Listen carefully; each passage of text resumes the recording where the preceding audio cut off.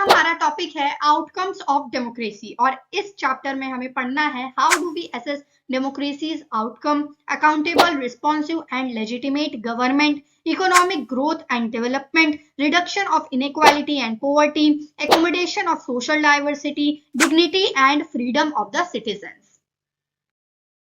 अच्छा, हमने डेमोक्रेसी को ही क्यों चूज किया? तो ये आप क्लास 9 में पढ़ के आए हो। डिक्टेटरशिप भी होती है, मोनार्की भी है, कॉन्स्टिट्यूशनल मोनार्की भी है, एब्सोल्यूट मोनार्की भी है, लेकिन हमने चूज किया है डेमोक्रेसी को क्योंकि डेमोक्रेसी एक बेटर फॉर्म ऑफ गवर्नमेंट है। लेकिन हम इसे बेस्ट नहीं बोल सकते क्योंकि इसमें भी कुछ बुराइयां होती हैं। ये भी आप क्लास 9 में पढ़ के आए हो, राइट? तो इस चैप्टर में हमने पढ़ना है आउटकम्स ऑफ डेमोक्रेसी। आउटकम्स का मतलब होता है रिजल्ट, ठीक है? आप एक तरीके से बोल सकते हो रिजल्ट देखना है डेमोक्रेसी का कि वो किस सब्जेक्ट्स में आगे है और किस सब्जेक्ट्स में थोड़ी सी पीछे रह गई है हमारी democracy. How do we assess democracy outcomes? Democracy एक बेटर फॉर्म ऑफ गवर्नमेंट है, सब कहते हैं, लेकिन क्यों कहते हैं? क्योंकि ये सिटीजन के बीच में इक्वालिटी रखता है कि कोई भी सिटीजन ऊपर नीचे नहीं होता है। इकोनॉमिक इक्वालिटी की नहीं बात करता है क्योंकि हमें रिच भी देखने को मिल जाते हैं, पुअर भी देखने को मिल जाते हैं, लेकिन पॉलिटिकली इक्वालिटी तो करता है डेमोक्रेसी। और इनहेंस करता है किसी भी इंडिविजुअल की डिग्निटी। डिग्निटी मतलब आत्मसम्मान, ठीक है? अभी कोई हमारे आत्मसम्मान पे आ जाए तो हम कोर्ट का दरवाजा खटखटाएंगे, राइट? तो इनहेंस करता है। और ये डिसीजन मेकिंग का जो प्रोसेस है वो भले ही डेमोक्रेसी में स्लो है क्योंकि बहुत सारे मिनिस्टर्स होते हैं, सबका अप्रूवल लेना होता है, लेकिन जो क्वालिटी है वो बहुत ज्यादा अच्छी आती है। ज्यादातर ऐसे डिसीजन आते हैं, ऐसे लॉज आते हैं जो सभी सिटीजन्स को अच्छे लगते हैं, और अगर नहीं अच्छे लगते हैं तो फिर वो सिटीजन उन लॉ पर प्रोटेस्ट करके उन लॉज को बदलवा भी देती है। रिजॉल्व कॉन्फ्लिक्ट्स एक मेथड भी प्रोवाइड करती है डेमोक्रेसी की, जो भी दो कम्युनिटीज, तीन कम्युनिटीज के बीच में लड़ाई हो रही है वो खत्म हो जाए, ठीक है? और डेमोक्रेसी हमें अपने मिस्टेक्स को भी करेक्ट करने का चांस देती है कि मान लो कोई पार्टी है जो कि उसकी गवर्नमेंट बन चुकी है और उनके जो मिनिस्टर्स हैं वो हमारे लिए काम नहीं कर रहे हैं, अच्छे डिसीजंस नहीं ले रहे हैं, तो उस मिस्टेक को हम करेक्ट कर सकते हैं अगली इलेक्शन में कि अब उस पार्टी को वोट नहीं देना है। Is the democratic government efficient? देखो, नॉन डेमोक्रेटिक रूलर्स जो होते हैं ना, अगर उन्होंने एक बार लॉज बना दिया तो बना दिया, वो ना ही किसी मेजोरिटी पब्लिक की सुनते हैं, पब्लिक ओपिनियन नहीं सुनते हैं, ठीक है? उनके लॉज को फॉलो करना ही पड़ता है। लेकिन डेमोक्रेसी में ऐसा नहीं होता है। डेमोक्रेटिक गवर्नमेंट अगर लॉज बनाती है, पहले तो एक प्रोसीजर लगता है, एक लंबा टाइम लगता है किसी भी लॉज बनाने में, ठीक है? और अगर वो लॉ अच्छा नहीं बना तो उसे हम चेंज भी कर सकते हैं प्रोटेस्ट करके। डिफरेंट आउटकम्स, पहले तो हमें पॉलिटिकल आउटकम्स देखने हैं, फिर इकोनॉमिक आउटकम्स और फिर सोशल आउटकम्स देखना है। पॉलिटिकल आउटकम्स में सबसे पहला पॉइंट है अकाउंटेबल एंड रिस्पॉन्सिव गवर्नमेंट, फिर है transparency and decision making, legitimate government.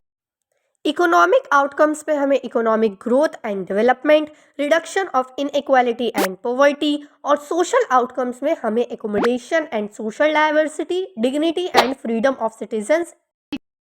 Political outcomes में सबसे पहला टॉपिक है अकाउंटेबल एंड रिस्पॉन्सिव गवर्नमेंट। तो डेमोक्रेसी अकाउंटेबल गवर्नमेंट भी है, रिस्पॉन्सिव गवर्नमेंट भी है, क्योंकि अगर कभी डिसीजन गलत हो जाता है, कोई लॉ गलत बन जाता है, तब गवर्नमेंट आंसरेबल होती है सिटीजन्स के। मतलब सिटीजन्स जो भी क्वेश्चंस करेंगे उनको मिनिस्टर्स को आंसर देना ही पड़ेगा।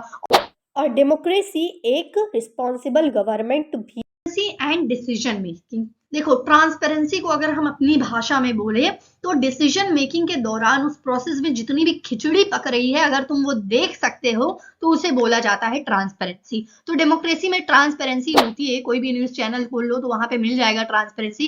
कोई ना कोई मुद्दे पर बात हो रही होती है, उसी को हम ट्रांसपेरेंसी बोलती है, लेकिन एकदम शुद्ध ट्रांसपेरेंसी नहीं होती है। कभी कभार गवर्नमेंट अपनी बात, अपनी डिसीजन मेकिंग की कुछ चीजें छुपा ले जाती हैं, लेकिन मोनार्की और डिक्टेटरशिप से ज्यादा ट्रांसपेरेंसी डेमोक्रेसी में देखने को मिलती है। लेजिटिमेट गवर्नमेंट वो गवर्नमेंट जो कि लोग पसंद कर रहे हैं, जो कि लोगों को जायज लगे वो गवर्नमेंट, उसे हम लेजिटिमेट गवर्नमेंट बोलते हैं। तो डेमोक्रेसी में गवर्नमेंट इलेक्ट होती है रेगुलर, फ्री और फेयर इलेक्शन से। फेयर इलेक्शंस तो कभी कभार नहीं होते हैं, लेकिन फ्री और रेगुलर इलेक्शन होते हैं।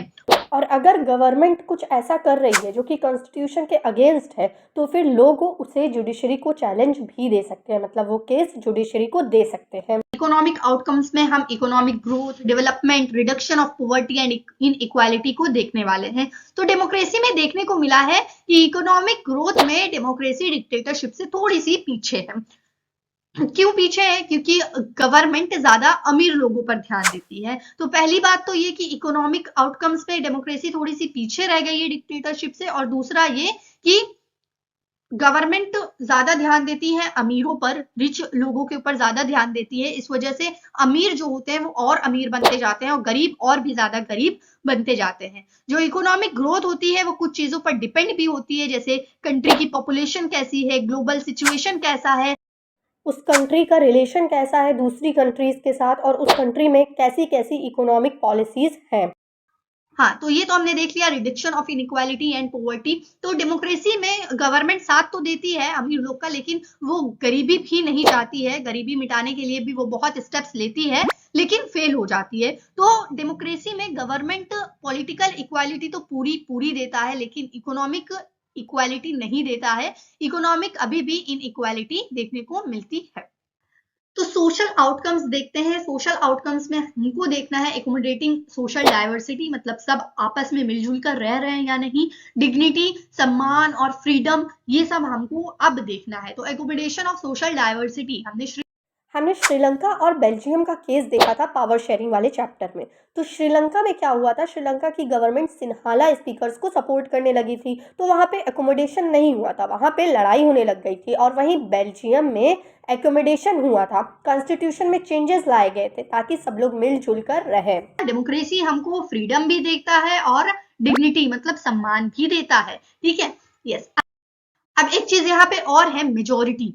ठीक है, इसकी स्लाइड नहीं लगाई है बट मैं बता देती हूँ। मेजोरिटी, डेमोक्रेसी मेजोरिटी को सपोर्ट नहीं करती है, फिर चाहे वो मेजोरिटी कम्युनिटी हो या फिर मेजोरिटी वोटर्स हो। वोटर्स वो होते हैं जो उस पार्टी को इलेक्ट करके जितवाते हैं, तो लोगों को लगता है कि अब वो गवर्नमेंट जिसको इन्होंने वोट दिया था उन्हीं को सपोर्ट करेगी, लेकिन ऐसा नहीं होता है डेमोक्रेसी में। अब वो रियल में कर रहा हो या नहीं, लेकिन डेमोक्रेसी में जो थ्योरी है, वैसे तो नहीं होना चाहिए ऐसा कि अगर डेमोक्रेसी में कोई गवर्नमेंट ने लॉज बनाए हैं, कोई भी डिसीजन लिया है, तो फिर वो सबके लिए बनाया है, किसी एक लोगों के लिए नहीं बनाया। जैसे श्रीलंका में सिन्हाला लोगों की जो लैंग्वेज है, सिन्हाला लैंग्वेज, उसको ऑफिशियल लैंग्वेज बोल दिया था और तमिल्स को नहीं बोला गया था, तमिल्स की लैंग्वेज को ऑफिशियल लैंग्वेज नहीं बोला गया था, तो इससे लड़ाई हो गई थी। ठीक है, तो ऐसा कुछ भी डेमोक्रेसी नहीं करती है, सबको साथ में लेकर चलती है। जैसे कि अभी हमने देखा कि इक्वालिटी रहती है सिटीजन के बीच में। अब हम कंक्लूजन देख लेते हैं डेमोक्रेसी का। तो डेमोक्रेसी में लोग जो है बहुत ज्यादा एक्सपेक्टेशंस और बहुत ज्यादा कंप्लेन के साथ आते हैं, लेकिन इसका ये मतलब नहीं है कि ये बुराई हो गई है। ये बहुत अच्छी बात है कि लोग कहते हैं ये पार्टी ऐसी है, वो पार्टी वैसी है, ये गवर्नमेंट ये नहीं कर रही है, वो नहीं कर रही है। ये बातें हमको साफ साफ बताता है कि लोगों को फर्क पड़ता है गवर्नमेंट से, डेमोक्रेसी से। ठीक है, और जो लोग हैं हमारे इंडिया में वो ये भी सोचते हैं कि जो उनका वोट, एक वोट है, वो भी गवर्नमेंट को चेंज कर सकता है।